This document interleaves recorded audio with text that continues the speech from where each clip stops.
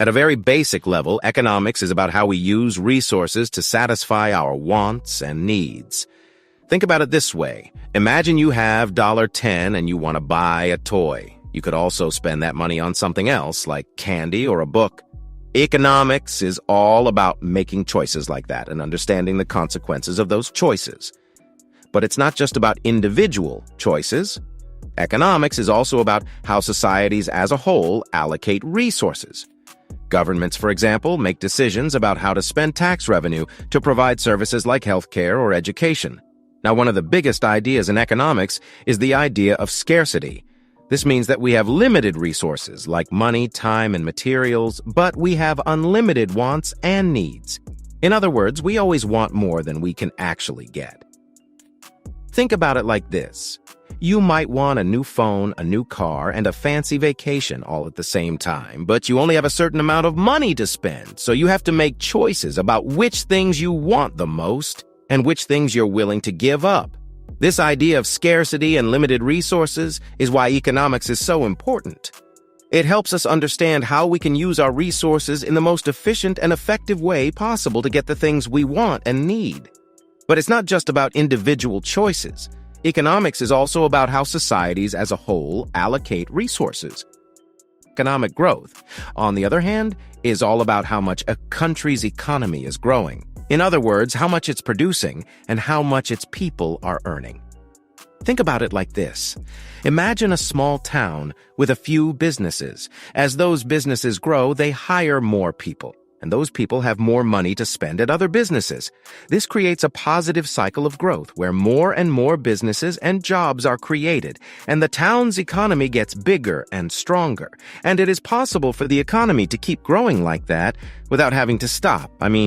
Infinite economic growth. Infinite economic growth refers to the idea that an economy can continue to grow indefinitely. But is it possible in a finite world? The concept of infinite economic growth, also known as the idea of a perpetual growth economy, is a highly debated topic in economics and environmental policy. It refers to the notion that an economy can continue to grow indefinitely without any limits to the amount of resources or capital available. However, the assumption that economic growth can continue indefinitely ignores the fact that resources are limited and cannot be used indefinitely. The Earth's natural resources, such as fossil fuels, minerals, and arable land, are finite and can only be extracted or used to a certain extent. Eventually, economic growth will reach a limit as resources become scarcer and harder to extract.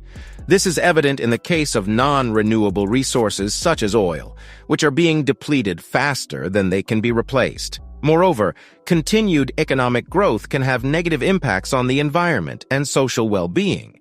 Increased economic activity often leads to greater use of natural resources, which can lead to environmental degradation, pollution, and climate change. For instance, increased carbon emissions from industrial activities have contributed significantly to global warming, which has far-reaching environmental impacts. Additionally, the benefits of economic growth are often unequally distributed, with some individuals and groups benefiting more than others. This can lead to social inequality and contribute to social unrest. To address these issues, many economists and policymakers have proposed alternative economic models that prioritize environmental sustainability and social well-being over infinite growth. One such model is the steady-state economy, which seeks to maintain a stable level of economic activity while minimizing environmental impacts and promoting social equity. What does this limitation mean for humanity? The limitations on economic growth due to the finite nature of the Earth's resources have significant implications. These limitations are becoming increasingly apparent as the global population continues to grow and demand for resources continues to increase. One of the most significant implications of the limitations on economic growth is the need to transition to more sustainable and equitable economic models. The current economic system, which prioritizes growth over other considerations such as environmental sustainability and social equity, is not sustainable in the long term.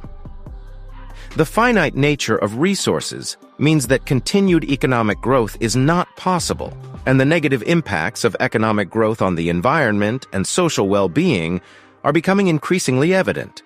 Therefore, there is a need to transition to economic models that prioritize sustainability and equity, such as the steady-state economy. The finiteness of resources also highlights the need for greater resource efficiency and conservation. As resources become scarcer, it will be necessary to use them more efficiently and reduce waste to ensure their availability for future generations. This will require a shift in mindset from the current culture of consumerism and disposability towards a culture of resource conservation and sustainable living. Moreover, greater resource efficiency can lead to cost savings and new economic opportunities, such as the development of renewable energy and green technologies. Another implication of the limitations on economic growth is the need to address social inequality. The benefits of economic growth are often unequally distributed, with some individuals and groups benefiting more than others. This can lead to social unrest and undermine social cohesion. Addressing social inequality is not only a moral imperative, but also a strategic imperative for achieving sustainability. Research has shown that more equal societies tend to be more sustainable and resilient as they have greater social cohesion and trust. The limitations on economic growth also raise questions about the role of technology in achieving sustainability. While technology has the potential to enable more efficient use of resources and reduce environmental impacts, it is not a panacea. The development and deployment of new technologies require resources and energy, and their environmental impacts must be carefully considered. Moreover, technology alone cannot solve the underlying issues of social inequality and unsustainable consumption patterns. Therefore, technology must be developed and deployed in conjunction with changes in behavior and economic models to achieve sustainability.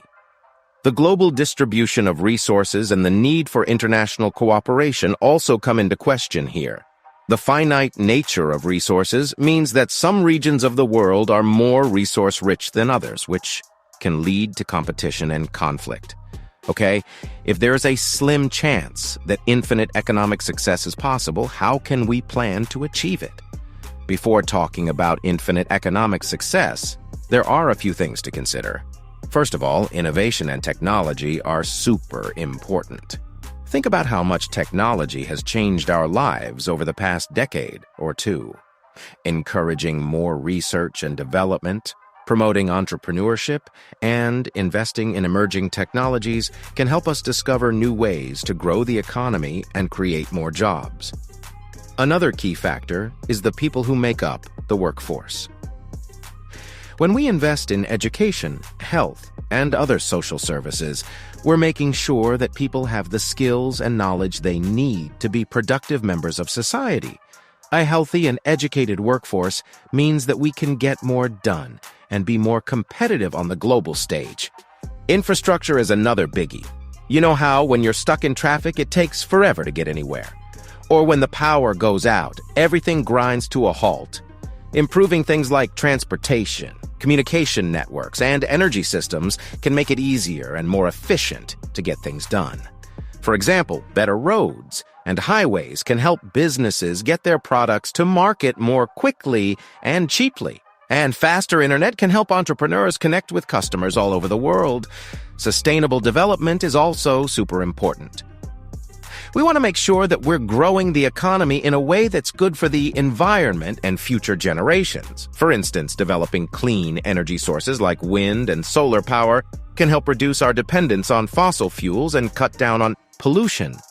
Plus, when we protect natural resources like forests and waterways, we're making sure that future generations will have access to them too. Finally, we need economic and political stability. When the economy is unpredictable or there's a lot of corruption, and it's harder for businesses and investors to make decisions and plan for the future. By creating a stable and predictable environment, we can encourage more investment and growth. Plus, when people feel like their government is working for them, they're more likely to support policies that promote economic growth and development.